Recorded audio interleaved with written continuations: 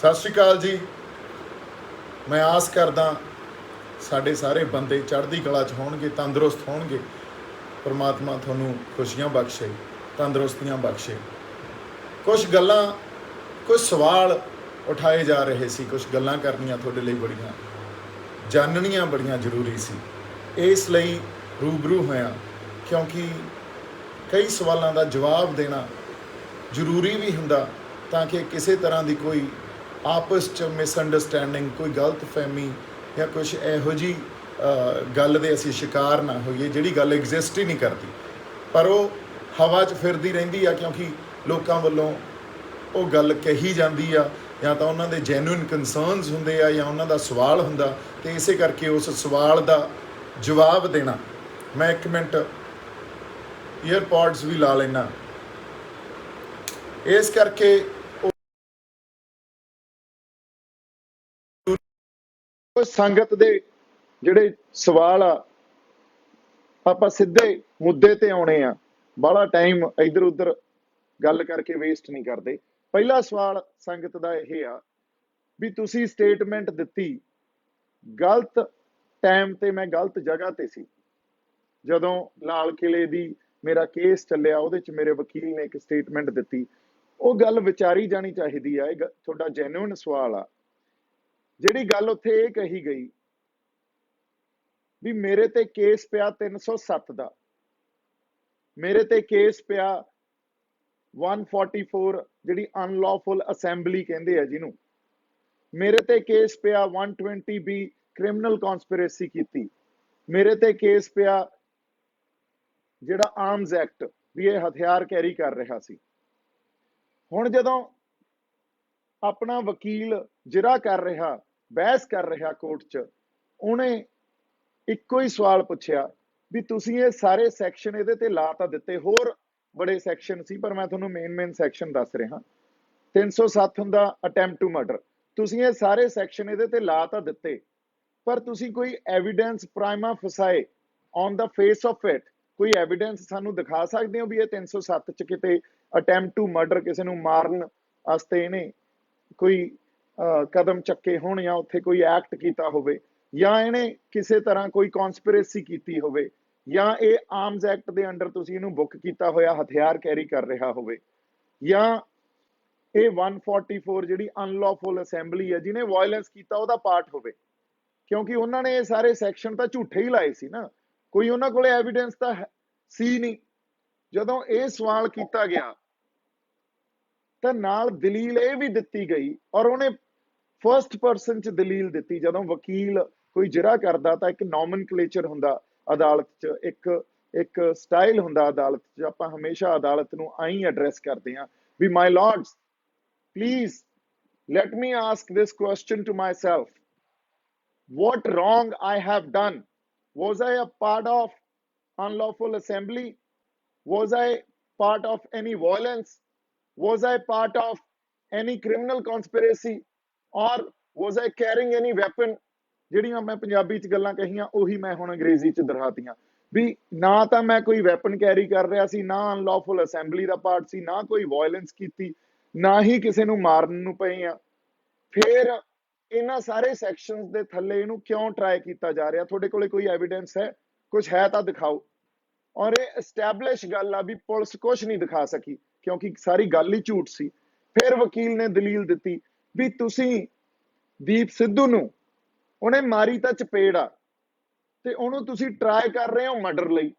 ਜੇ ਤੁਸੀਂ ਸਜ਼ਾ ਦੇਣੀ ਆ ਤਾਂ ਚਪੇੜ ਦੀ ਦਿਓ ਉਹਨੂੰ, ਵੀ ਉਹਨੇ ਕਿਸੇ ਨੂੰ ਚਪੇੜ ਮਾਰੀ ਪਰ ਉਹਨੂੰ ਤੁਸੀਂ ਉਹਦੇ ਤੇ ਸੈਕਸ਼ਨ ਲਾਏ ਹੋਏ ਆ ਵੀ ਨਹੀਂ ਇਹਨੇ ਤਾਂ ਕਿਸੇ ਦੀ ਮਰਡਰ ਕਰਤਾ। ਸੋ ਇਸ ਕਰਕੇ ਉਹਦੀ ਗਲਤੀ ਇਹ ਹੋ ਸਕਦੀ ਆ ਵੀ ਉਹ ਰੋਂਗ ਟਾਈਮ ਰੋਂਗ ਜਗ੍ਹਾ ਤੇ ਸੀ। ਇਹ ਇੱਕ ਦਲੀਲ ਸੀ। ਇਹਨੂੰ ਹੁਣ ਤੁਸੀਂ ਟੋਟੈਲਿਟੀ 'ਚ ਜਦੋਂ ਤੁਸੀਂ ਸਾਰੀ ਗੱਲ ਨੂੰ ਵਾਚੋਗੇ ਤਾਂ ਤੁਹਾਡੇ ਸਮਝ ਆ ਜੂ। ਔਰ ਜਦੋਂ ਸਟੇਟ ਜਾਂ ਸਰਕਾਰ ਸਾਡੇ ਖਿਲਾਫ ਮੁਕੱਦਮੇ ਦਰਜ ਕਰਦੀ ਆ ਤੇ ਆਪਾਂ ਕੋਰਟ 'ਚ ਜਾ ਕੇ ਆਪਦੇ ਆਪ ਨੂੰ ਡਿਫੈਂਡ ਕਰਨਾ, ਇਹਦਾ ਮਤਲਬ ਹੀ ਇਹ ਹੁੰਦਾ ਵੀ ਆਪਾਂ ਆਪਦੇ ਆਪ ਨੂੰ ਬੇਗੁਨਾਹ ਜਾਂ ਇਨੋਸੈਂਟ ਪ੍ਰੂਵ ਕਰਨਾ। ਸੋ ਇਹ ਕੋਈ ਆਪਾਂ ਆਪਦੀ ਗੱਲ ਤੋਂ ਨਹੀਂ ਭੱਜੇ ਸੀ। ਗੱਲ ਜਿਹੜੀ ਆਪਾਂ ਕੀਤੀ ਆ ਉਹ ਜਮਾਂ ਬਾਦਲੀਲ ਕੀਤੀ ਆ, ਉਹ ਪੂਰੀ ਗੱਲ ਸਮਝੀ ਜਾਣੀ ਚਾਹੀਦੀ ਆ। ਉਦੋਂ ਬਾਅਦ ਇਹ ਗੱਲ ਸਾਰੀ ਸੰਗਤ ਦੇ, ਸਾਡੇ ਲੋਕਾਂ ਦੇ समझ आ जाऊगी। अगली गल ये उठी भी मैं पुलिस की मदद की, ये गल बिल्कुल दुरुस्त आ, ये गल ठीक आ भी असीं उत्थे पुलिस की मदद की। और पुलिस वालियां नूं कुट्टण या पुलिस वालियां दे नाल लड़न तां नहीं असीं गए सी, असीं तां एक आपदा अंदोलन कर रहे सी जिहड़ा कि जाबते च रह के बिना हिंसा तो पीसफुल अंदोलन सी। और यही साडी अपील पिछले 5-6 महीनों तो 26 जनवरी तो पहला संगत नूं असीं करदे सी भी जाबते च रहो, पीसफुल अंदोलन आ, आपां पीसफुल रहना, आपां किसी हिंसक एक्टिविटी च इनवॉल्व नहीं होना। ईवन लाल किले मैं उत्थे भी नहीं थिड़किया, गल कही उत्थे मैं भी असीं हिंसक नहीं आ, हिंसक साडे मनां च हो ही नहीं सकदी।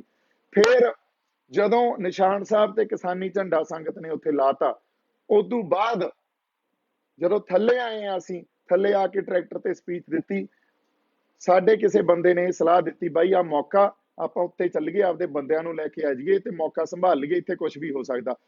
फिर उत्ते भज्जे असीं, उत्ते जाके उदों उत्थे पुलिस पहुंच चुकी सी, पुलिस पहलां भी सीगी। पुलिस वालियां ने सानू रिक्वेस्ट की भी तुसीं हुण जिहड़े तुहाडे सिंबोलिकली तुसीं किसानी झंडा निशान साहब लाउणे सी ओह लाते, हुण तुसीं प्लीज़ इत्थों थल्ले चले जाओ। इस गल ते असीं उन्हां नूं कहा कोई गल नहीं जी, असीं तुहाडे लई तां जां तुहाडे नाल जिदण जां लड़न तां आए ही नहीं, असीं थल्ले चले जांदे हां। लोकां दी उत्थे मिन्नतां कर कर उन्हां नूं थल्ले लैके आए हां।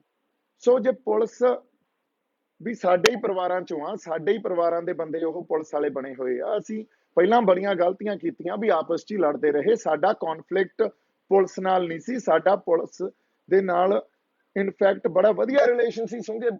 ਸਿੰਘੂ ਬਾਰਡਰ ਤੇ ਜਦੋਂ ਅਸੀਂ ਰਾਤ ਨੂੰ ਉਹਨਾਂ ਨਾਲ ਗੱਲਾਂ ਕਰਨ ਜਾਂਦੇ ਹੁੰਦੇ ਸੀ, ਉਹ ਕਹਿੰਦੇ ਸੀ ਯਾਰ ਅਸੀਂ ਤਾਂ ਆਪ ਤੁਹਾਡੇ ਨਾਲ ਆ, ਅਸੀਂ ਤਾਂ ਆਪ ਕਿਸਾਨ ਪਰਿਵਾਰ ਚੋਂ ਆ, ਅਸੀਂ ਤਾਂ ਆਪ ਇਸ ਅੰਦੋਲਨ ਦੀ ਹਮਾਇਤ ਕਰਦੇ ਆ।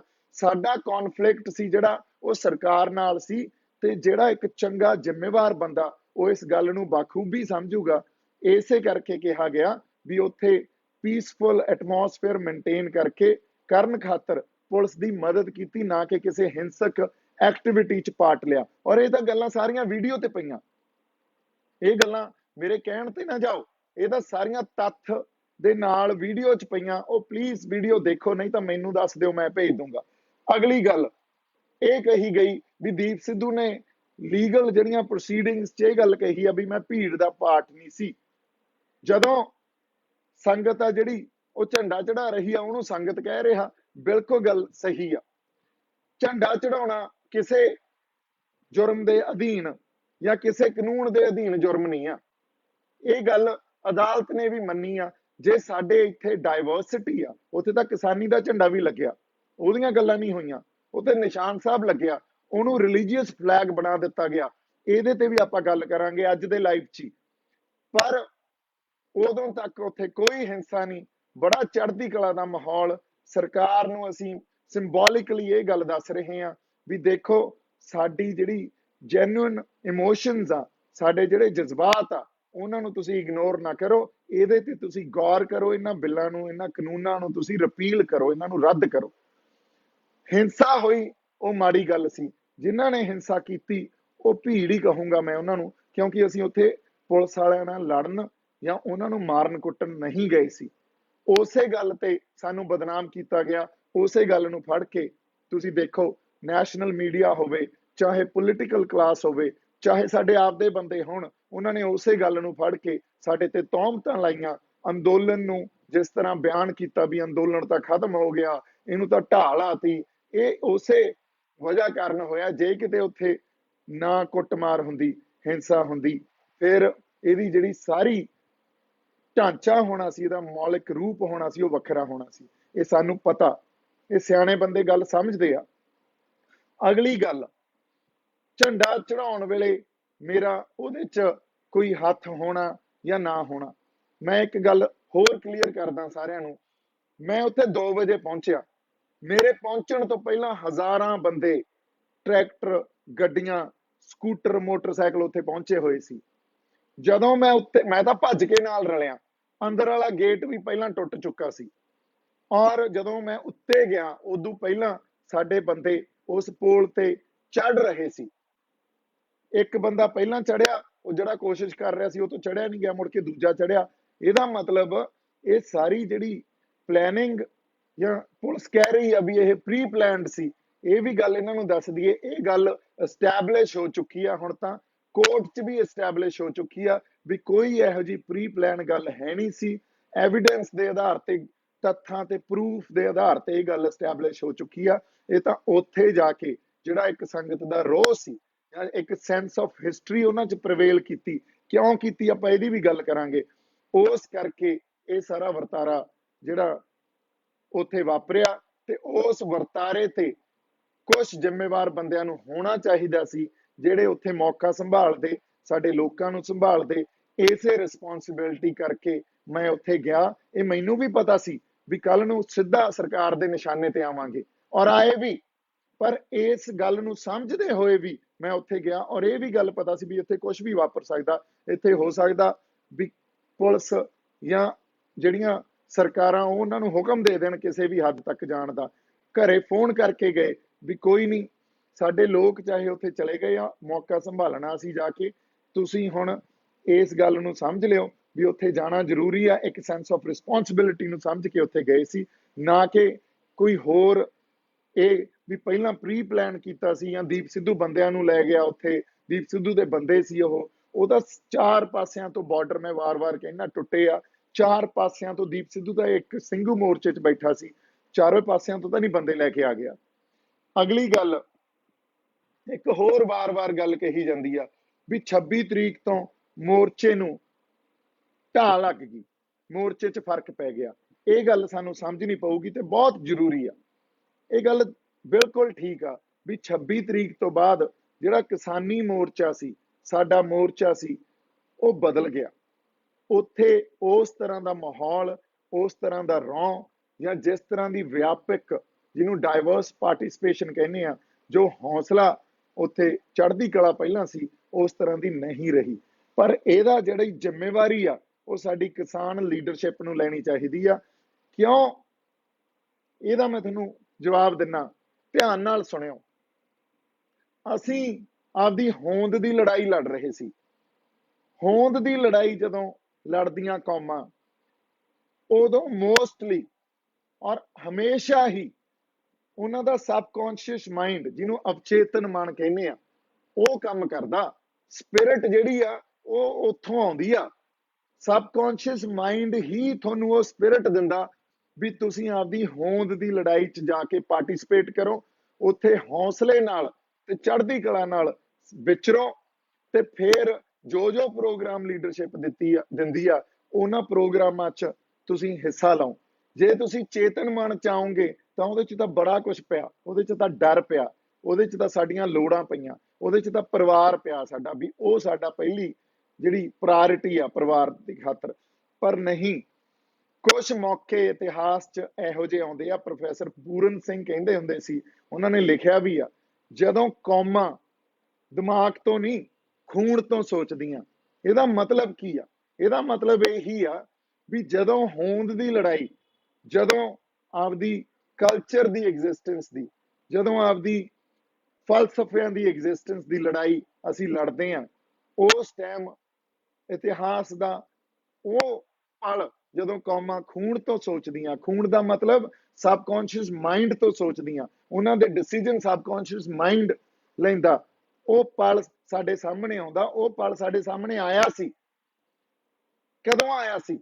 ਇਹ ਪਲ ਸਾਡੇ 26 ਨਵੰਬਰ ਨੂੰ ਵੀ ਸਾਹਮਣੇ ਆਇਆ ਸੀ, ਜਦੋਂ ਅਸੀਂ ਦਿੱਲੀ ਨੂੰ ਤੁਰੇ ਸੀ। ਲੀਡਰਸ਼ਿਪ ਤਾਂ ਕਹਿ ਰਹੀ ਸੀ ਜਿੱਥੇ ਸਾਨੂੰ ਰੋਕਿਆ ਸੀ ਉੱਥੇ ਬੈਠਾਂਗੇ, ਪਰ ਉਸ ਵੇਲੇ ਵੀ ਸਾਡੇ ਪੰਜਾਬੀਆਂ ਨੇ, ਸਾਡੇ ਉਹ ਧਿਰ ਨੇ ਜਿਹੜੇ ਸੰਘਰਸ਼ੀ ਬੰਦੇ ਆ, ਉਹਨਾਂ ਨੇ ਉਸ ਅਵਚੇਤਨ ਮਨ ਤੋਂ, ਆਪਦੇ ਖੂਨ ਤੋਂ ਸੋਚਿਆ ਤੇ ਆ ਕੇ ਦਿੱਲੀ ਬਹਿ ਗਏ। ਫਿਰ ਦਿੱਲੀ ਜਦੋਂ ਬੈਠੇ, ਉਦੋਂ ਸਰਕਾਰ ਇਹ ਕਹਿੰਦੀ ਸੀ ਬਰਾੜੀ ਚਲੇ ਜਾਓ, ਲੀਡਰਸ਼ਿਪ ਵੀ ਇਹ ਕਹਿੰਦੀ ਸੀ ਬਰਾੜੀ ਜਾ ਕੇ ਬਹਿ ਜਾਂਦੇ ਆ। ਪਰ ਫਿਰ ਸਾਡੇ ਜਿਹੜੇ ਸੰਘਰਸ਼ੀ ਬੰਦੇ ਸੀ, ਉਦੋਂ ਉਸੇ ਅਵਚੇਤਨ ਮਨ ਨੇ ਕਿਹਾ ਵੀ ਨਹੀਂ, ਜਿੱਥੇ ਪਹੁੰਚ ਗਏ ਆ ਇੱਥੇ ਹੀ ਬੈਠਾਂਗੇ। ਇੱਕ ਪਾਸੇ ਖਨੌਰੀ ਬਹਿ ਗਏ, ਆਪਣਾ ਟਿਕਰੀ ਬਹਿ ਗਏ, ਇੱਕ ਪਾਸੇ ਆਪਾਂ ਸਿੰਘੂ ਬਹਿ ਗਏ, ਉਧਰ ਗਾਜ਼ੀਆਬਾਦ ਬਹਿ ਗਏ, ਇੱਧਰ ਰਾਜਸਥਾਨ ਵਾਲੇ ਵੀ ਆ ਗਏ। ਫਿਰ ਹੁਣ ਉਦੋਂ ਬਾਅਦ ਉਹੀ ਮੌਕਾ 26 ਜਨਵਰੀ ਨੂੰ ਆਇਆ। 26 ਜਨਵਰੀ ਨੂੰ, ਉਦੋਂ ਪਹਿਲਾਂ 25 ਜਨਵਰੀ ਨੂੰ ਦੇਖੋ ਲੀਡਰਸ਼ਿਪ ਨੇ ਕੀ ਕੀਤਾ। 3 ਦਿਨ ਪਹਿਲਾਂ ਪੁਲਿਸ ਨਾਲ ਸਹਿਮਤੀ ਕਰ ਲਈ ਲੋਕਾਂ ਦੀਆਂ ਭਾਵਨਾਵਾਂ ਦੇ ਉਲਟ ਜਾ ਕੇ। ਪਰ 25 ਸ਼ਾਮ ਤਰੀਕ ਤੱਕ ਉਹਨਾਂ ਨੇ ਇਹ ਡਿਕਲੇਅਰ ਹੀ ਨਹੀਂ ਕੀਤਾ ਵੀ ਕਿਹੜਾ ਰੂਟ ਆ। ਔਰ ਜਿਹੜਾ ਰੂਟ ਦਿੱਤਾ ਉਹ ਤਾਂ ਦਿੱਲੀ ਦੀ ਨਿਆਈਆਂ 'ਚ ਜਾ ਕੇ ਵਾਪਸ ਆਉਣ ਵਾਲੀ ਗੱਲ ਸੀ। ਜਿਵੇਂ ਪਿੰਡ ਦੀ ਨਿਆਈ ਹੁੰਦੀ ਆ ਉੱਥੋਂ ਤੱਕ ਜਾ ਆਏ, ਪਿੰਡ ਵੜੇ ਨਹੀਂ, ਪਰ ਕਹਿ ਕੇ ਕੀ ਬੁਲਾਇਆ ਵੀ ਦਿੱਲੀ ਜਾਣਾ। ਇਸ ਗੱਲ ਤੇ ਉੱਥੇ ਬਹੁਤ ਵੱਡਾ ਸੰਗਤ 'ਚ ਰੋਹ ਪੈਦਾ ਹੋਇਆ ਤੇ ਉਹ ਰੋਹ ਜਸਟੀਫਾਈਡ ਵੀ ਸੀ, ਕਿਉਂਕਿ ਸੰਗਤ ਨੂੰ ਜਾਂ ਸਾਰੇ ਸਾਡੇ ਲੋਕਾਂ ਨੂੰ ਇਹ ਲੱਗਿਆ ਵੀ ਸਾਡੇ ਨਾਲ ਧੋਖਾ ਹੋਇਆ। ਉੱਥੇ ਲੀਡਰਸ਼ਿਪ ਨੂੰ ਖੜਨਾ ਚਾਹੀਦਾ ਸੀ। 25 ਦੀ ਸ਼ਾਮ ਜਦੋਂ ਲੀਡਰਸ਼ਿਪ ਉੱਥੋਂ ਭੱਜੀ ਆ ਸਟੇਜ ਤੋਂ, ਫਿਰ ਇਹਨਾਂ ਨੇ ਕਿਸ ਤਰ੍ਹਾਂ ਦੀਆਂ ਤੋਹਮਤਾਂ ਲਾਈਆਂ ਉਹਨਾਂ ਬੰਦਿਆਂ ਤੇ ਜਿਨ੍ਹਾਂ ਨੂੰ ਕਹਿ ਕੇ ਬੁਲਾਇਆ ਗਿਆ ਸਟੇਜ ਤੇ ਵੀ ਜਾਓ ਹੈਂਡਲ ਕਰੋ, ਜਾਓ ਹੈਂਡਲ ਕਰੋ। ਬਾਬਾ ਰਾਜਾ ਰਾਜ ਸਿੰਘ ਜੀ ਤਰਨਾ ਦਲ ਵਾਲੇ ਆਪਣੇ ਜਿਉਂਦੇ ਜਾਗਦੇ ਆ, ਅੰਮ੍ਰਿਤਧਾਰੀ ਆ, ਨਿਹੰਗ ਸਿੰਘ ਫੌਜਾਂ ਦੇ ਮੁਖੀ ਆ। ਤੁਸੀਂ ਉਹਨਾਂ ਤੋਂ ਪੁੱਛ ਲਓ ਜੇ ਉਹਨਾਂ ਨੇ ਦੀਪ ਸਿੱਧੂ ਨੂੰ ਮੈਨੂੰ ਫੋਨ ਕਰਕੇ ਇਹ ਗੱਲ ਨਹੀਂ ਕਹੀ ਵੀ ਤੇਰੀ ਜ਼ਰੂਰਤ ਆ ਸਟੇਜ ਤੇ ਆ ਜਾ ਸ਼ੇਰਾ, ਇੱਥੇ ਬਹੁਤ ਗਹਿਮਾ ਗਹਿਮੀ ਹੋ ਗਈ ਆ, ਮੌਕਾ ਸੰਭਾਲਦੇ ਆ, ਇਹਨਾਂ ਨੂੰ ਸ਼ਾਂਤ ਕਰਦੇ ਆ।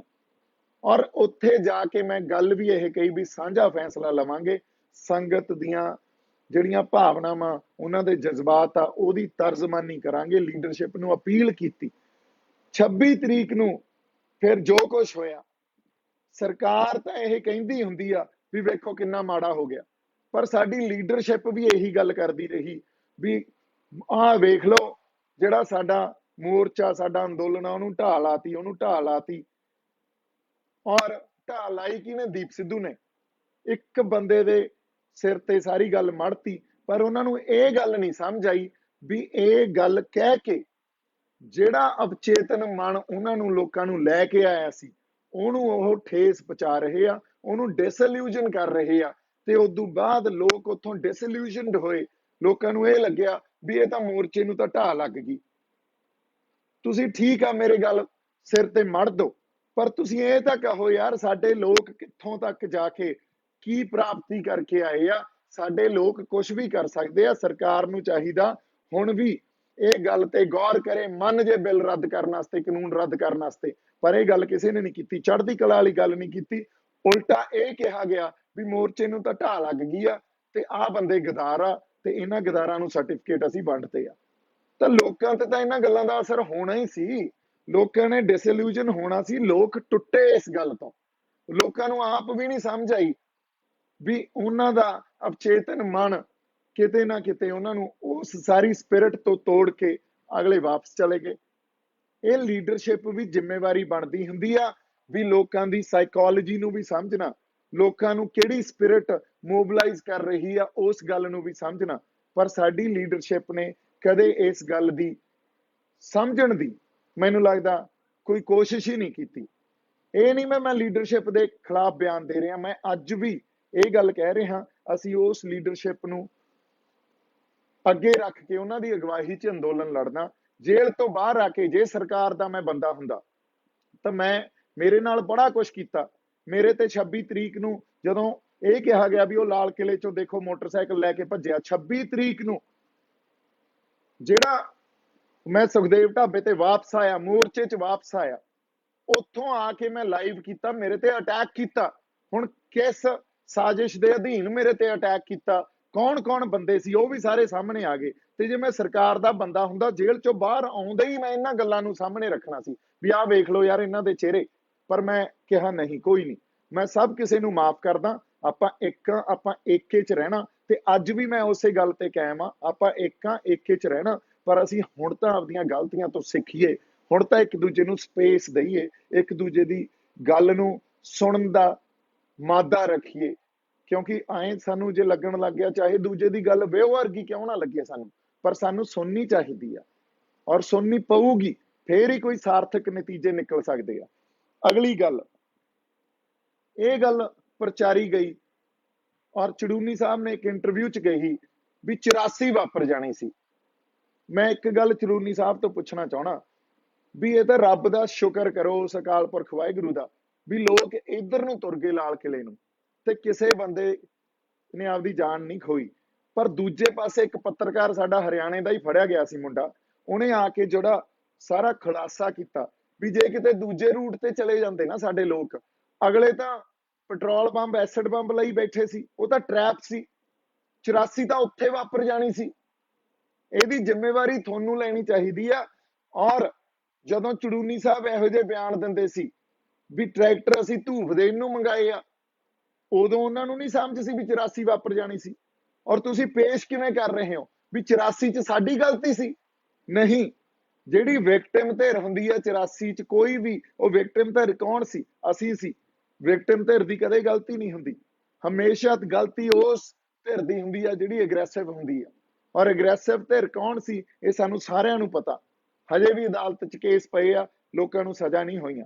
ਸੋ ਗੱਲ ਨੂੰ ਪਹਿਲਾਂ ਵਾਚਿਆ ਕਰੋ, ਬੋਲਣ ਤੋਂ ਪਹਿਲਾਂ। ਮੇਰੀ ਹੱਥ ਜੋੜ ਕੇ ਬੇਨਤੀ ਆ।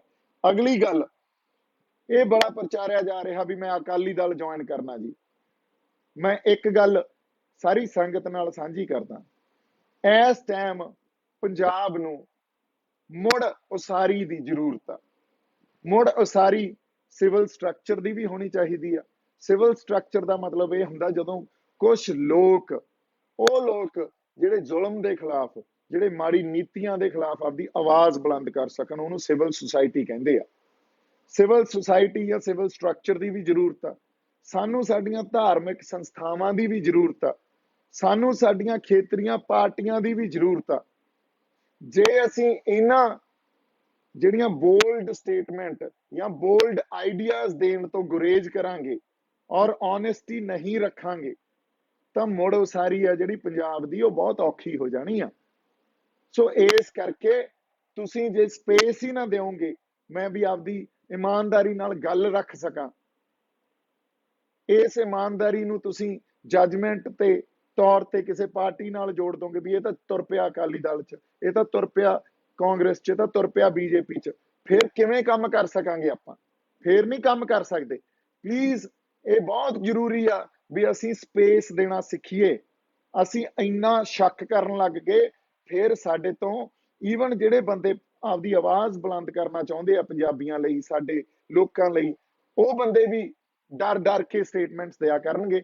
ਤੇ ਮੈਂ ਕਦੇ ਇਸ ਜਿਹੜੇ ਪੂਰੇ ਮਾਹੌਲ ਚ ਵੀ ਡਰ ਕੇ ਸਟੇਟਮੈਂਟ ਦੇਵਾਂ, ਉਹਦਾ ਕੀ ਮਤਲਬ ਨਿਕਲਦਾ, ਮੈਂ ਕਦੇ ਇਹੋ ਜਿਹਾ ਕੋਈ ਦਸਤੂਰ ਜਿਹੜਾ ਉਹ ਕਦੇ ਫੋਲੋ ਹੀ ਨਹੀਂ ਕੀਤਾ। ਮੇਰੇ ਤੋਂ ਹੁੰਦਾ ਹੀ ਨਹੀਂ। ਮੇਰੇ ਜੋ ਅੰਦਰ ਅਸਲ ਗੱਲ ਹੁੰਦੀ ਆ, ਜੋ ਪਈ ਹੁੰਦੀ ਆ, ਉਹ ਗੱਲ ਮੈਂ ਕਹਿ ਦਿੰਦਾ। ਤੁਸੀਂ ਇਹ ਦੇਖੋ, ਮੈਂ ਦਰਬਾਰ ਸਾਹਿਬ ਮੱਥਾ ਟੇਕਣ ਗਿਆ, ਉੱਥੇ ਉਹਨਾਂ ਨੂੰ ਮੈਂ ਜਾਣਦਾ ਤੱਕ ਨਹੀਂ ਸੀ, ਉਹਨਾਂ ਦਾ ਨਾਂ ਨਹੀਂ ਜਾਣਦਾ ਸੀ। ਉਹਨਾਂ ਲਈ ਆਪਾਂ ਉਹਨਾਂ ਦੇ ਘਰੇ ਜਾਏ। ਕਿਉਂ ਜਾਏ? ਕਿਉਂਕਿ ਮੇਰਾ ਇੱਕ ਦੋਸਤ ਆ ਸਰਬਜੀਤ, ਉਹ ਕਹਿੰਦਾ ਜੀ ਇਹ ਉਹੀ ਬੰਦੇ ਆ ਜਿਨ੍ਹਾਂ ਦੀ ਇਲੈਕਸ਼ਨ ਚ ਇੱਕ ਵਾਰੀ ਤੁਸੀਂ ਆਡੀਓ ਬਣਾ ਕੇ ਭੇਜੀ ਸੀ ਵੀ ਇਹਨਾਂ ਨੂੰ ਵੋਟ ਪੈਣੀ ਚਾਹੀਦੀ ਆ। ਬਹੁਤ ਪਹਿਲਾਂ ਦੀ ਗੱਲ ਆ, ਪੰਜਾਬ ਦੇ ਐਮਐਲਏ ਇਲੈਕਸ਼ਨ ਦੀ ਗੱਲ ਕਰ ਰਿਹਾ ਮੈਂ। ਅੱਛਾ, ਉਹਨਾਂ ਦੇ ਘਰੇ ਇਸ ਕਰਕੇ ਗਏ ਕਿਉਂਕਿ ਉਹਨਾਂ ਕੋਲੇ ਪੁਰਾਤਨ ਹਥਿਆਰ, ਫਿਰ ਸੰਤਾਂ ਦੀਆਂ ਜਿਹੜੀਆਂ ਦਸਤਾਰਬੰਦੀ ਵੇਲੇ, ਉਸ ਵੇਲੇ ਦੀਆਂ ਯਾਦਾਂ, ਧਰਮ ਯੁੱਧ ਮੋਰਚੇ ਦੀਆਂ ਯਾਦਾਂ, ਇਹ ਸਭ ਕੁਝ ਪਿਆ ਸੀ। ਪਰ ਗੱਲ ਕਿੱਥੇ ਜੋੜੀ? ਵੇਖੋ, ਅਕਾਲੀ। ਪਹਿਲਾਂ ਕਿੱਥੇ ਜੋੜੀ ਸੀ ਗੱਲ? ਸਨੀ ਦਿਓਲ ਦੇ ਇਲੈਕਸ਼ਨ ਵੇਲੇ ਵੇਖੋ ਬੀਜੇਪੀ।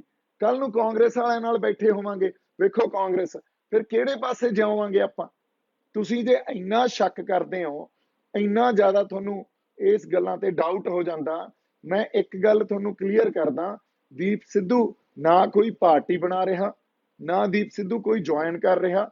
ਜੋ ਸੰਗਤ ਦਾ ਹੁਕਮ ਹੋਊਗਾ, ਜੋ ਸੰਗਤ ਹੁਕਮ ਲਾਊਗੀ, ਉਸ ਹਿਸਾਬ ਨਾਲ ਆਪਾਂ ਫੈਸਲੇ ਲਵਾਂਗੇ। ਨਾ ਮੈਂ ਉੱਥੇ ਲੀਡਰ ਬਣਨ ਗਿਆ, ਨਾ ਮੈਂ ਉੱਥੇ ਆਪਦਾ ਨਾਮ ਚਮਕਾਉਣ ਗਿਆ। ਆ ਬੈਠੇ ਆ ਜਿੱਥੋਂ ਤੁਹਾਡੇ ਨਾਲ ਗੱਲ ਕਰਦਾ ਹੁੰਦਾ ਸੀ ਬੈਠ ਕੇ, ਅੱਜ ਉੱਥੇ ਹੀ ਬੈਠਾ। ਬੜਾ ਕੁਛ ਜੇਲ੍ਹ ਚੋਂ ਬਾਹਰ ਆਉਂਦੇ ਆਪਾਂ ਬੜੇ ਡਰਾਮੇ ਕਰ ਸਕਦੇ ਸੀ, ਬਹੁਤ ਕੁਝ ਗੱਲਾਂ ਕਹਿ ਸਕਦੇ ਸੀ ਵੀ ਬਹੁਤ ਤਸੀਹੇ ਦਿੱਤੇ ਗਏ, ਦਿੱਤੇ ਵੀ ਗਏ, ਪਰ ਕੁੱਟਮਾਰ ਨਹੀਂ ਹੋਈ। ਤਸੀਹੇ ਤਾਂ ਝੱਲ ਕੇ ਹੀ ਆਏ ਆ, ਪਰ ਮੈਨੂੰ ਡਰਾਮੇ ਨਹੀਂ ਕਰਨੇ ਆਉਂਦੇ ਔਰ ਕੁੱਟਮਾਰ ਨਹੀਂ ਹੋਈ। ਇਹ ਗੱਲ ਮੈਂ ਸੱਚ ਕਿਹਾ। ਇਹ ਤਾਂ ਕੋਈ ਵੀ ਸਮਝੂਗਾ ਵੀ ਇਹ ਗੱਲ ਇਹਨਾਂ ਨੇ, ਜਿਨ੍ਹਾਂ ਬੰਦਿਆਂ ਨੇ ਪ੍ਰੈਜੁਡਿਸ ਮਨ ਚ ਰੱਖਣਾ ਹੁੰਦਾ ਨਾ, ਜਿਨ੍ਹਾਂ ਨੇ ਗੱਲ ਮੇਰੀ ਕਹੀ ਹੋਈ ਉਹਨੂੰ ਪੇਸ਼ ਹੀ ਗਲਤ ਢੰਗ ਨਾਲ ਕਰਨਾ, ਉਹਨੂੰ ਤੋੜਨਾ ਮਰੋੜਨਾ ਹੀ ਆ, ਉਹ ਬੰਦਿਆਂ ਨੇ ਤਾਂ ਇਹੀ ਕਹਿਣਾ, ਵੇਖਿਆ ਰੱਖਤਾ ਸੀ ਨਾ ਸਰਕਾਰ ਨੇ, ਫਿਰ ਇਹ ਤਾਂ ਸਰਕਾਰ ਦਾ ਹੱਥ ਸੀ ਉੱਥੇ। ਉਹ ਮੈਨੂੰ ਵੀ ਸਮਝ ਸੀ ਇੰਨੀ, ਪਰ ਮੇਰੇ ਤੋਂ ਨਹੀਂ ਝੂਠ ਬੋਲ ਹੁੰਦਾ। ਮੈਂ ਸਿੱਧੀ ਗੱਲ ਆ ਕੇ ਦੱਸੀ। ਔਰ ਕੱਲੇ ਮੇਰੇ ਨਾਲ ਨਹੀਂ, ਜਿੰਨੇ ਬੰਦੇ ਉਸ ਇੰਟੈਰੋਗੇਸ਼ਨ ਸੈਂਟਰ ਚ ਕ੍ਰਾਈਮ ਬ੍ਰਾਂਚ ਨੇ ਫੜੇ ਸੀ, ਉਹਨਾਂ ਬੰਦਿਆਂ ਨਾਲ ਕੁੱਟਮਾਰ ਨਹੀਂ ਕੀਤੀ। ਉਹਨਾਂ ਨੂੰ ਹੋਰ ਤਸੀਹੇ ਜ਼ਰੂਰ ਦਿੱਤੇ ਆ ਪੁਲਿਸ ਨੇ, ਚਾਹੇ ਇਕਬਾਲ ਤੋਂ ਪੁੱਛ ਲਓ, ਚਾਹੇ ਬਾਬਾ ਸੁਖਦੇਵ ਸਿੰਘ ਤੋਂ ਪੁੱਛ ਲਓ, ਚਾਹੇ ਤੁਸੀਂ ਹਰਿੰਦਰ ਤੋਂ ਪੁੱਛ ਲਓ, ਚਾਹੇ ਮਨਿੰਦਰ ਤੋਂ ਪੁੱਛ ਲਓ, ਜਿਹੜੇ ਜਿਹੜੇ ਬੰਦੇ ਉੱਥੇ ਫੜੇ ਸੀ, ਕੁੱਟਮਾਰ ਹੋਈ ਆ ਸਾਡੇ ਮੁੰਡਿਆਂ ਨਾਲ। ਪਰ ਉਹ ਬੰਦੇ ਜਿਹੜੇ 27 28 ਤਰੀਕ ਨੂੰ ਫੜੇ ਗਏ, ਕਿਸੇ ਥਾਣੇ ਵਾਲੇ ਨੇ ਫੜੇ ਆ, ਉਹਨਾਂ ਨਾਲ ਹੋਈ ਆ। ਕ੍ਰਾਈਮ ਬ੍ਰਾਂਚ ਨੇ ਇਸ ਇੰਟਰੋਗੇਸ਼ਨ ਸੈਂਟਰ 'ਚ ਕੁੱਟਮਾਰ ਨਹੀਂ ਕੀਤੀ, ਸਾਨੂੰ ਭੁੱਖਾ ਰੱਖਿਆ, ਸਾਨੂੰ ਸੌਣ ਨਹੀਂ ਦਿੱਤਾ, ਸਾਨੂੰ ਐਡੇ ਐਡੇ ਜਮਾ ਸੈੱਲਾਂ 'ਚ ਤਾੜਿਆ, ਸਾਨੂੰ ਕਾਲ ਕੋਠੜੀਆਂ 'ਚ ਰੱਖਿਆ, ਪਰ ਸਾਡੇ ਨਾਲ ਕੁੱਟਮਾਰ ਨਹੀਂ ਹੋਈ। ਇਹ ਗੱਲ ਸੱਚੀ ਆ ਤਾਂ ਸੱਚੀ ਆ। ਅਗਲੀ ਗੱਲ ਜਿਹੜੀ ਆਪਾਂ ਕਰਨੀ ਸੀ ਵੀ ਮੈਂ ਮੋਰਚੇ 'ਚ ਕਦੋਂ ਜਾਊਂਗਾ, ਇਹ ਗੱਲ ਸਮਝਣੀ ਬੜੀ ਜ਼ਰੂਰੀ ਆ। ਮੋਰਚੇ 'ਚ ਆਪਾਂ ਪਹਿਲਾਂ 5 ਤੋਂ 6 ਮਹੀਨੇ ਰਹੇ, ਜਮਾਂ ਹੀ ਕੋਈ ਸਾਡੇ ਆਗੂਆਂ ਨੇ ਸਪੇਸ ਨਹੀਂ ਦਿੱਤੀ, ਔਰ ਜਦੋਂ ਕਿ ਦੇਣੀ ਬਣਦੀ ਸੀ, ਉਹਨਾਂ ਤੰਬੂਆਂ 'ਚ ਮੈਂ ਸੁੱਤਾ, ਉਹਨਾਂ ਸੜਕਾਂ ਤੇ ਮੈਂ ਬੈਠਾ, ਉੱਥੇ ਲੋਕਾਂ ਨੂੰ ਮਿਲਿਆ, ਕੋਈ ਸਪੇਸ ਮਿਲੀ? ਓਪਨ ਲੈਟਰ ਤੱਕ ਲਿਖੇ, ਕੋਈ ਸਪੇਸ ਨਹੀਂ ਮਿਲੀ। ਜੇਲ੍ਹ ਕੱਟ ਆਇਆ ਮੈਂ 3 ਮਹੀਨੇ। ਹੁਣ ਤਾਂ ਕਿਸੇ ਨੇ ਇਹ ਗੱਲ ਕਹਿਣੀ ਸੀ ਵੀ ਦੀਪ ਕੋਈ ਗੱਲ ਨਹੀਂ ਯਾਰ, ਪੁਰਾਣੇ ਵਖਰੇਵੇਂ ਹੋਣਗੇ, ਆ ਜਾ ਆਪਾਂ ਇਕੱਠੇ ਆ, ਕਿਸੇ ਨੇ ਇਹ ਗੱਲ ਨਹੀਂ ਕਹੀ। ਮੈਂ ਮੋਰਚੇ 'ਚ ਚਲਾ ਜਾਵਾਂ, ਉੱਥੋਂ ਫੇਰ ਉਹੀ ਗੱਲ ਹੋਵੇ ਵੀ ਉਧਰ ਵਾਲੇ ਲੜਨ ਆ ਜਾਣ ਤੇ ਇਧਰੋਂ ਸਾਡੇ ਵਾਲੇ ਲੜ ਪੈਣ। ਸਾਰਾ ਜਿਹੜਾ ਇਹਦਾ ਤੁਸੀਂ ਕਹਿ ਲਓ ਵੀ ਇਹਦੀ ਫੇਰ ਮੁੜ ਕੇ ਤੌਹਮਤ ਮੇਰੇ ਤੇ ਲੱਗਣੀ ਆ ਵੀ ਦੀਪ ਸਿੱਧੂ ਆਇਆ ਤੇ ਆਹ ਵੇਖ ਲਓ ਮੋਰਚੇ 'ਚ ਲੜਾਈਆਂ ਕਰਾਈ ਜਾਂਦਾ। ਇਹ ਕਿਸ ਗੱਲ ਦੀ ਗਾਰੰਟੀ ਆ ਵੀ ਉੱਥੇ ਬੜਾ ਪੀਸਫੁਲ ਰਹੂਗਾ? ਮੋਰਚਾ 26 ਤੋਂ ਬਾਅਦ ਬਦਲ ਚੁੱਕਿਆ, ਉੱਥੇ ਲੋਕ ਦੁਸ਼ਮਣੀਆਂ ਪਾਲੀ ਬੈਠੇ ਆ, ਉੱਥੇ ਮਾਈਂਡ ਪ੍ਰੈਜੁਡਿਸ ਕਰੀ ਬੈਠੇ ਆ। ਇਹ ਬੜਾ ਇੱਕ ਸੋਚ ਕੇ ਸਮਝ ਕੇ ਵਿਚਾਰ ਕੇ ਡਿਸੀਜਨ ਲੈਣਾ ਪਊਗਾ ਮੋਰਚੇ 'ਚ ਕਿਸ ਢੰਗ ਨਾਲ ਚੱਲੀਏ। ਅਗਲੀ ਗੱਲ ਵੀ ਮੈਂ ਬਹੁਤ ਵੱਡਾ ਇਕੱਠ ਕਰਕੇ ਉਧਰ ਨੂੰ ਤੁਰ ਜਾ, ਲੋਕ ਤਾਂ ਕੋਵਿਡ ਨਾਲ ਮਰੀ ਜਾਂਦੇ ਆ ਤੇ ਮੈਂ ਆਪਦਾ ਸ਼ਕਤੀ ਪ੍ਰਦਰਸ਼ਨ ਕਰਨ ਵਾਸਤੇ ਇਕੱਠ ਕਰਕੇ ਉਧਰ ਨੂੰ ਤੁਰ ਜਾ ਜਾਂ ਪੰਜਾਬ 'ਚ ਇਕੱਠ ਕਰ ਲਾਂ ਆ ਕੇ, ਇਹਦਾ ਤਾਂ ਕੋਈ ਮਤਲਬ ਨਹੀਂ ਬਣਦਾ ਨਾ। ਉਲਟਾ ਸਾਨੂੰ ਇੱਕ ਹੱਥ ਨਾਲ ਜਿਹੜਾ ਸਾਡਾ ਮੋਰਚਾ ਉਹ ਕਾਇਮ ਰੱਖਣਾ ਚਾਹੀਦਾ, ਦੂਜੇ ਹੱਥ ਨਾਲ ਸਾਨੂੰ ਜਿਹੜੀ ਮਹਾਮਾਰੀ ਆ ਉਹਦੇ ਨਾਲ ਲੜਨਾ ਚਾਹੀਦਾ। ਜੇ ਅਸੀਂ ਹਜੇ ਵੀ ਮੈਚੁਰ ਨਹੀਂ ਹੋਵਾਂਗੇ, ਹਜੇ ਵੀ ਜੇ ਅਸੀਂ ਨਹੀਂ ਸਿੱਖਾਂਗੇ, ਫਿਰ ਮੈਨੂੰ ਨਹੀਂ ਲੱਗਦਾ ਵੀ ਕੋਈ ਹਾਲਾਤ ਜਾਂ ਕੋਈ ਮੌਕੇ ਸਿਖਾ ਸਕਣਗੇ।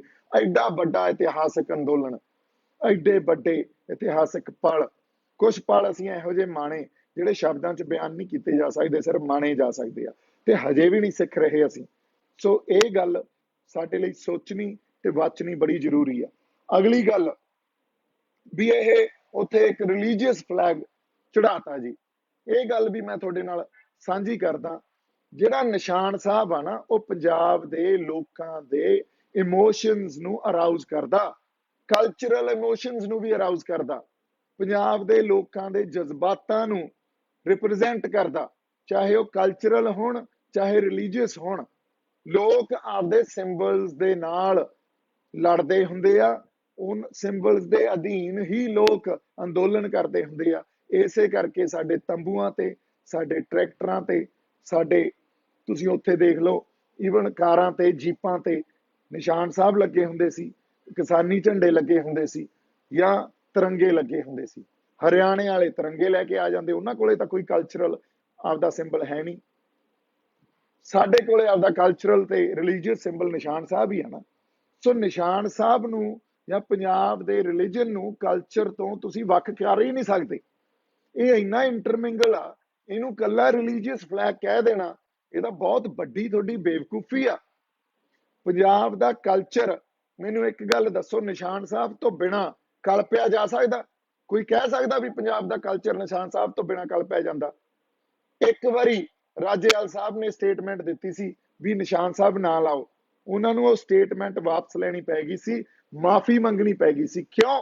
ਕਿਉਂਕਿ ਸਾਡੀ ਜ਼ਿੰਦਗੀ ਦੀ ਜਿਹੜੀ ਕਹਿ ਲਓ ਫਲਸਫੇ ਆ, ਸਾਡੀ ਜ਼ਿੰਦਗੀ ਦਾ ਰੌਂ ਆ ਪੰਜਾਬੀਆਂ ਦਾ, ਸਾਡਾ ਕਲਚਰ ਆ, ਸਾਡਾ ਰਿਲੀਜਨ ਆ, ਉਹ ਰਿਪਰੈਜ਼ੈਂਟ ਹੀ ਨਿਸ਼ਾਨ ਸਾਹਿਬ ਕਰਦਾ। ਸੋ ਇਹਨੂੰ ਕੱਲਾ ਰਿਲੀਜੀਅਸ ਫਲੈਗ ਕਹਿ ਦੇਣਾ, ਇਹ ਸਾਡੀ ਬੇਵਕੂਫੀ ਆ। ਫਿਰ ਅਸੀਂ ਦਿੱਲੀ ਨੂੰ ਜਦੋਂ ਤੁਰੇ ਉਦੋਂ ਕਿਉਂ ਨਿਸ਼ਾਨ ਸਾਹਿਬ ਲੈ ਕੇ ਤੁਰੇ? ਫਿਰ ਸਾਡੇ ਤੰਬੂਆਂ ਤੇ ਨਿਸ਼ਾਨ ਸਾਹਿਬ ਕਿਉਂ ਹੁੰਦਾ ਸੀ? ਸਾਡੇ ਟਰੈਕਟਰਾਂ ਤੇ ਕਿਉਂ ਹੁੰਦਾ ਸੀ? ਸੋ ਯਾਰ ਤੁਸੀਂ ਹੁਣ ਸਾਡੇ ਨਿਸ਼ਾਨ ਸਾਹਿਬ ਤੋਂ ਮੁਨਕਰ ਹੋ ਜਾਓਗੇ? ਇਦੋਂ ਵੱਡੀ ਸਾਡੇ ਲਈ ਮੇਰੇ ਖਿਆਲ 'ਚ ਆਪਦੇ ਆਪ ਨੂੰ ਇਹ ਕਹਿਣਾ ਵੀ ਅਸੀਂ ਕਲਚਰਲੀ ਰਿਪਰੈਜ਼ੈਂਟ ਨਹੀਂ ਕਰ ਸਕਦੇ, ਇਹ ਤਾਂ ਉਹ ਗੱਲ ਹੋ ਜਾਂਦੀ ਆ। ਇਦੋਂ ਵੱਡੀ ਹੋਰ ਅਸੀਂ ਆਪਦੇ ਆਪ ਨੂੰ ਕੀ ਗਾਲ ਕੱਢ ਸਕਦੇ ਹਾਂ? ਸੋ ਆਪਦੀ ਜਿਹੜੀ ਇਸ ਐਡਾ ਵੱਡਾ ਨੈਰੇਟਿਵ ਸਰਕਾਰ ਨੇ ਤਾਂ ਸਿਰਜਣਾ ਹੀ ਸੀ, ਪਰ ਸਾਡੇ ਬੰਦਿਆਂ ਨੇ ਵੀ ਸਿਰਜਿਆ ਵੀ ਨਿਸ਼ਾਨ ਸਾਹਿਬ ਦੀ ਕੀ ਲੋੜ ਸੀ। ਨਹੀਂ, ਉੱਥੇ ਰਿਲੀਜਨ ਦੇ ਤੌਰ ਤੇ ਨਿਸ਼ਾਨ ਸਾਹਿਬ ਨਹੀਂ ਲਾਇਆ ਸੀ। ਉੱਥੇ ਨਿਸ਼ਾਨ ਸਾਹਿਬ ਉਸ ਕਲਚਰ ਦਾ ਪ੍ਰਤੀਕ ਸੀ ਜਿਹਨੂੰ ਉਹ ਰਿਪਰੈਜ਼ੈਂਟ ਕਰਦਾ। ਕਿਸਾਨੀ ਝੰਡਾ ਕਿਸਾਨੀ ਦਾ ਪ੍ਰਤੀਕ ਸੀ ਤੇ ਤਿਰੰਗਾ ਉੱਥੇ ਇਸ ਦੇਸ਼ ਦਾ ਪ੍ਰਤੀਕ ਸੀ। ਤਿੰਨੇ ਲੱਗੇ ਹੋਏ ਸੀ। ਅਗਲੀ ਗੱਲ, ਮੈਂ 26 ਨੂੰ 11 ਵਜੇ ਕਿਉਂ ਉੱਠਿਆ? ਬਹੁਤ ਸਾਡੇ ਬੰਦੇ ਇਹ ਕਹਿੰਦੇ ਬਾਈ ਤੂੰ 11 ਵਜੇ ਉੱਠਿਆ ਯਾਰ, ਅਸੀਂ ਤਾਂ ਬਹੁਤ ਸਵੇਰੇ ਹੀ ਤੁਰ ਗਏ ਸੀ। 26 ਤਰੀਕ ਨੂੰ ਸਵੇਰੇ 7:30 ਵਜੇ ਜਾ ਕੇ ਸੁੱਤਾ, ਕਿਉਂਕਿ 24 ਤਰੀਕ ਨੂੰ ਨਹੀਂ ਸੁੱਤਾ ਸੀ, 25 ਤਰੀਕ ਨੂੰ ਨਹੀਂ ਸੁੱਤਾ ਸੀ। 25 ਦੀ ਸਾਰੀ ਰਾਤ, ਪਹਿਲਾਂ ਤਾਂ ਤੁਸੀਂ ਮੇਰਾ ਲਾਈਵ ਦੇਖ ਲਿਓ, 2:30 ਵਜੇ ਤਾਂ ਮੈਂ ਲਾਈਵ ਕਰਕੇ ਗਿਆ ਮੋਰਚੇ ਚੋਂ।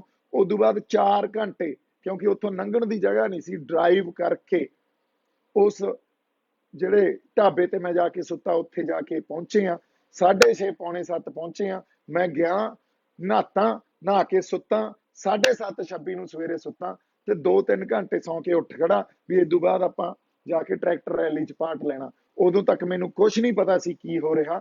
ਜਦੋਂ ਉੱਠਿਆ ਉਦੋਂ ਪਤਾ ਲੱਗਿਆ ਵੀ ਬੈਰੀਕੇਡ ਟੁੱਟ ਚੁੱਕੀ ਆ। ਸਾਡੇ ਬੰਦੇ ਤਾਂ ਹੁਣ ਜਿਹੜਾ ਕਰਨਾਲ ਬਾਈਪਾਸ ਤੋਂ ਅੱਗੇ ਲੰਘ ਗਏ ਆ, ਉਦੋਂ ਅੱਧੇ ਘੰਟੇ ਬਾਅਦ ਪਤਾ ਚੱਲਿਆ ਵੀ ਇਹ ਤਾਂ ਲਾਲ ਕਿਲੇ ਨੂੰ ਤੁਰ ਗਏ ਆ।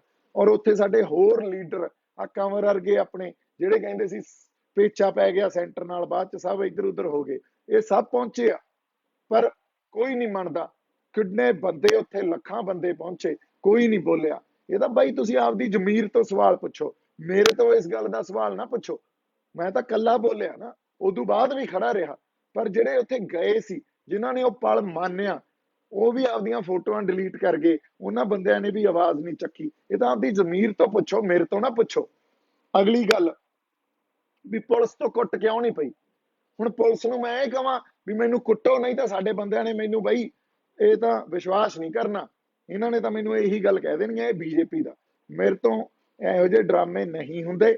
ਬਾਹਰ ਆ ਕੇ ਇਹ ਗੱਲ ਕਹਿਣੀ ਬੜੀ ਸੌਖੀ ਸੀ ਵੀ ਪੁਲਿਸ ਨੇ ਤਾਂ ਮੇਰੇ ਕੁੱਟ-ਕੁੱਟ ਬੰਬਲੀ ਬਣਾਤੀ, ਜਾਂ ਬਾਈ ਉਹਨਾਂ ਨੇ ਬਹੁਤ ਕੁੱਟਿਆ। ਇਹ ਗੱਲ ਬੜੀ ਸੌਖੀ ਸੀ। ਔਰ ਜਦੋਂ ਮੈਂ ਅੰਦਰ ਗਿਆ, ਬਹੁਤ ਲੋਕਾਂ ਨੇ ਇਹ ਗੱਲ, ਮੇਰੇ ਖਿਆਲ 'ਚ ਇਹ ਬਹੁਤ ਲੋਕਾਂ ਨੇ ਅੰਡਰਸਟੈਂਡ ਆਈ ਕੀਤਾ ਵੀ ਹੁਣ ਦੀਪ ਸਿੱਧੂ ਨੇ ਪਤਾ ਨਹੀਂ ਕਿੰਨੇ ਕੁ ਫਸਾ ਦੇਣੇ ਆ। ਪਰ ਦੀਪ ਸਿੱਧੂ ਆਪ ਜਿੰਨੇ ਕਿ ਝੱਲ ਗਿਆ, ਉਹ ਤੁਸੀਂ ਇਹ ਝੱਲ ਗਿਆ, ਕਿਸੇ ਨੂੰ ਫਸਾਇਆ। ਦੀਪ ਸਿੱਧੂ ਨੇ ਕਿਸੇ ਬੰਦੇ ਦਾ ਨਾਂ ਲਿਆ। ਦੀਪ ਸਿੱਧੂ ਜਿੰਨੀ ਕੁ ਹਿੰਮਤ ਸੀ, ਉਹ ਹਿੰਮਤ ਦੇ ਨਾਲ ਆਪਦੀ ਲੀਗਲ ਲੜਾਈ ਵੀ ਲੜੀ ਤੇ ਆਪਦੀ ਮੋਰਲ ਲੜਾਈ ਵੀ ਲੜੀ, ਤੇ ਉਹ ਲੜ ਕੇ ਬਾਹਰ ਆ ਗਿਆ। ਕਿਉਂ? ਦੀਪ ਸਿੱਧੂ ਇੱਕ ਕੁਆਲੀਫਾਈਡ ਲਾਇਰ ਆ। ਉਹਨੂੰ ਇਹ ਵੀ ਪਤਾ ਸੀ ਵੀ ਜੇ ਜ਼ਮਾਨਤ ਲੈਣੀ ਆ ਤਾਂ ਅਸੀਂ ਆਪਦੀ ਲੀਗਲ ਲੜਾਈ, ਜਿਹੜੀ ਇਹ ਕਾਨੂੰਨ ਦੇ ਦਾਇਰੇ 'ਚ, within the framework of this law ਲੜਨੀ ਆ, ਤਾਂ ਉਹ ਕਿਵੇਂ ਲੜਨੀ ਆ। ਕੋਈ ਤਾਂ ਮੇਰੇ ਖਿਲਾਫ ਐਵੀਡੈਂਸ ਦਿਖਾਉਂਦੇ।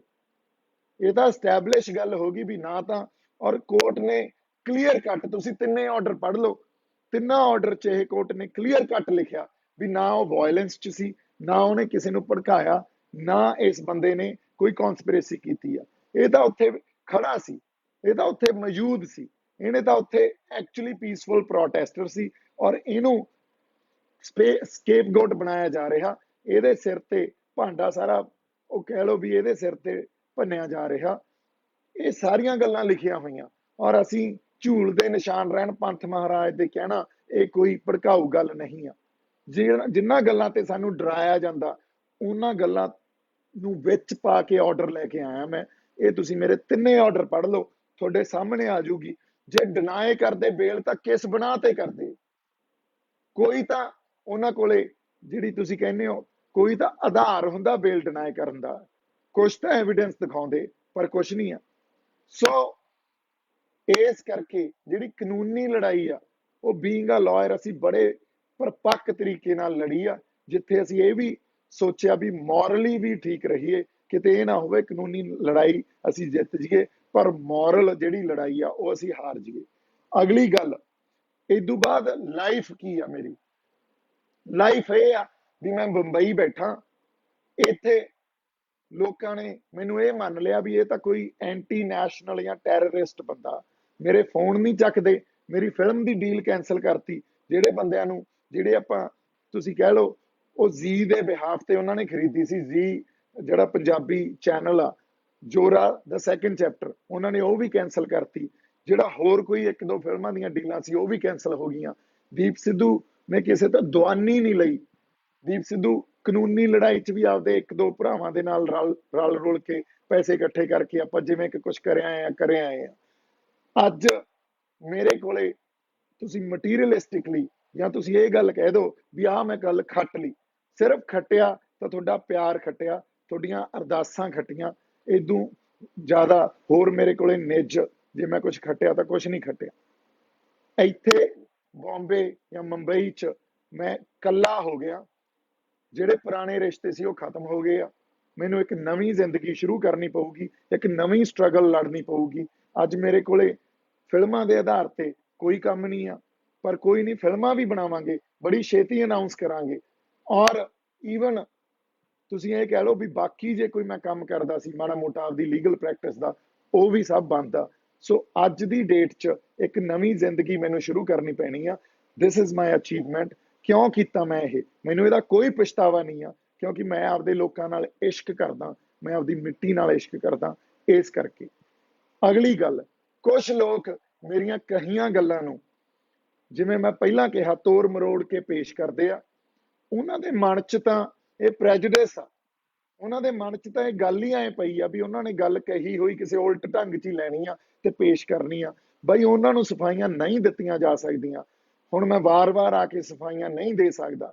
ਜੇ ਤੁਸੀਂ ਮੈਨੂੰ ਆਪਦਾ ਮੰਨਦੇ ਹੋ ਤਾਂ ਠੀਕ ਆ, ਜੇ ਨਹੀਂ ਵੀ ਮੰਨਦੇ ਤਾਂ ਵੀ ਠੀਕ ਆ, ਸਿਰ ਮੱਥੇ ਤੁਹਾਡਾ, ਸੰਗਤ ਦਾ ਹੁਕਮ ਸਿਰ ਮੱਥੇ। ਮੇਰੇ ਵੱਲੋਂ ਤਾਂ ਹਮੇਸ਼ਾ ਹੀ ਬਹੁਤ ਸਾਰਾ ਪਿਆਰ ਤੇ ਸਤਿਕਾਰ। ਸੰਘਰਸ਼ ਲਈ ਮੈਂ ਇਹ ਕਹੂੰਗਾ ਵੀ ਏਕਾ ਰੱਖ ਕੇ ਚੱਲੋ, ਇਕੱਠੇ ਹੋ ਕੇ ਚੱਲੋ, ਬੜਾ ਕੁਝ ਕੀਤਾ ਜਾ ਸਕਦਾ, ਹਜੇ ਵੀ ਮੌਕਾ। ਤੇ ਬਾਕੀ ਤੁਸੀਂ ਆਪ ਸਿਆਣੇ ਹੋ, ਇੰਨੀਆਂ ਕਿ ਗੱਲਾਂ ਤੁਹਾਡੇ ਨਾਲ ਕਰਨੀਆਂ ਸੀ। ਜਿਉਂਦੇ ਵਸਦੇ ਰਹੋ, ਪਰਮਾਤਮਾ ਤੰਦਰੁਸਤੀਆਂ ਬਖਸ਼ੇ, ਚੜ੍ਹਦੀ ਕਲਾ 'ਚ ਰੱਖੇ। ਸਤਿ ਸ੍ਰੀ ਅਕਾਲ ਜੀ।